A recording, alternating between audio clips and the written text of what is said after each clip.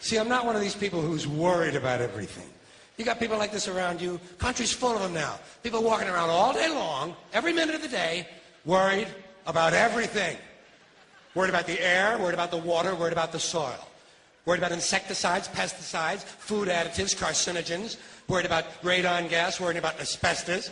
Worried about saving endangered species. Let me tell you about endangered species, all right? Saving endangered species is just one more arrogant attempt by humans to control nature. It's arrogant meddling. It's what got us in trouble in the first place. Doesn't anybody understand that? Interfering with nature.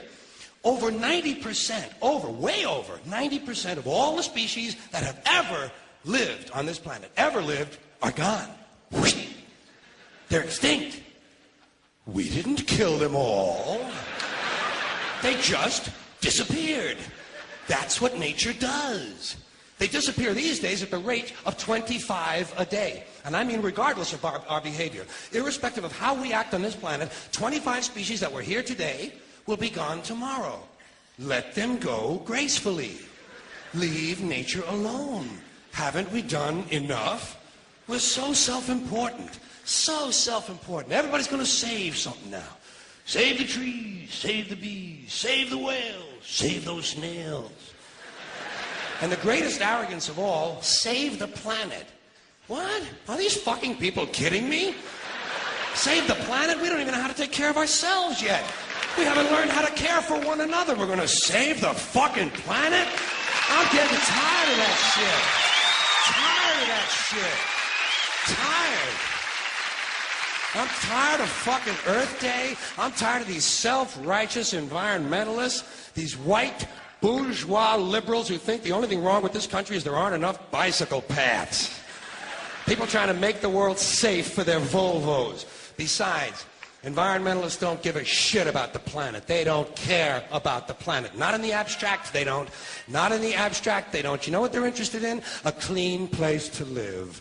Their own habitat. They're worried that someday in the future they might be personally inconvenienced. Narrow, unenlightened self-interest doesn't impress me. Besides, there is nothing wrong with the planet. Nothing wrong with the planet. The planet is fine.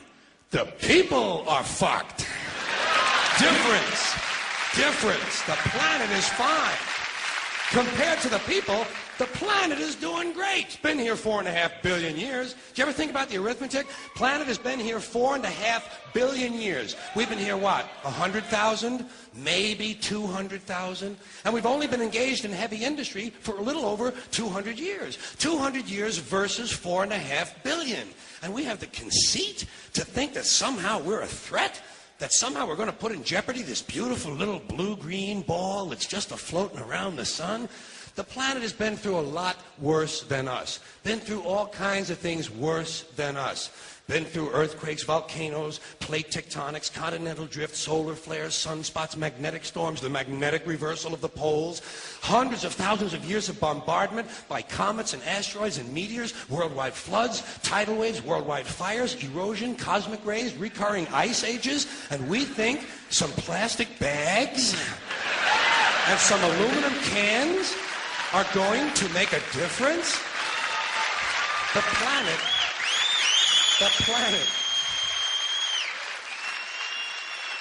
planet isn't going anywhere. We are. We're going away. Pack your shit, folks. We're going away. And we won't leave much of a trace either. Thank God for that. Maybe a little styrofoam. Maybe. Little styrofoam. Planet will be here and we'll be long gone. Just another failed mutation. Just another closed-end biological mistake. An evolutionary cul-de-sac. The planet will shake us off like a bad case of fleas. A surface nuisance. You want to know how the planet's doing? Ask those people at Pompeii who are frozen into position from volcanic ash how the planet's doing. Want to know if the planet's all right? Ask those people in Mexico City or Armenia or 100 other places buried under thousands of tons of earthquake rubble if they feel like a threat to the planet this week. How about those people in Kilauea, Hawaii who build their homes right next to an active volcano and then wonder why they have lava in the living room? The planet will be here for a long, long, long time after we're gone, and it will heal itself, it will cleanse itself, because that's what it does. It's a self-correcting system. The air and the water will recover, the earth will be renewed, and if it's true that plastic is not degradable, well, the planet will simply incorporate plastic into a new paradigm, the earth plus plastic. The earth doesn't share our prejudice towards plastic. Plastic came out of the earth. The earth probably sees plastic as just another one of its children. Could be the only reason the earth allowed us to be spawned from it in the first place. It wanted plastic for itself. Didn't know how to make it. Needed us. Could be the answer to our age-old philosophical question, why are we here? Plastic. Assholes. So, the plastic is here, our job is done, we can be phased out now, and I think that's really started already, don't you? I mean, to be fair, the planet probably sees us as a mild threat, something to be dealt with, and I'm sure the planet will defend itself in the manner of a large organism, like a beehive or an ant colony can muster a defense. I'm sure the planet will think of something. What would you do if you were the planet trying to defend against this pesky, troublesome species? Let's see, what might... viruses. Viruses might be good. They seem vulnerable to viruses. And viruses are tricky, always mutating and forming new strains whenever a vaccine is developed. Perhaps this first virus could be one that compromises the immune system of these creatures. Perhaps a human immunodeficiency virus, making them vulnerable to all sorts of other diseases and infections that might come along. And maybe it could be spread sexually, making them a little reluctant to engage in the act of reproduction. Well, that's a poetic note. And it's a start. And I can dream, can't I?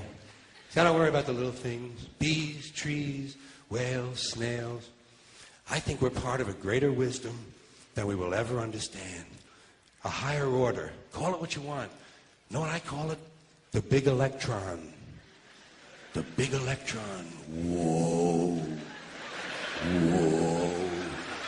Whoa. It doesn't punish. It doesn't reward.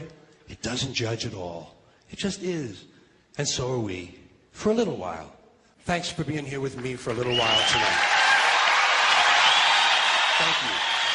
Thank you very much. Thank you.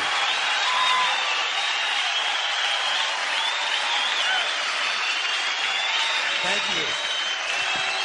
You in New York City, take care of yourself. Take care of yourself. And take care of somebody else. Thank you. Good night.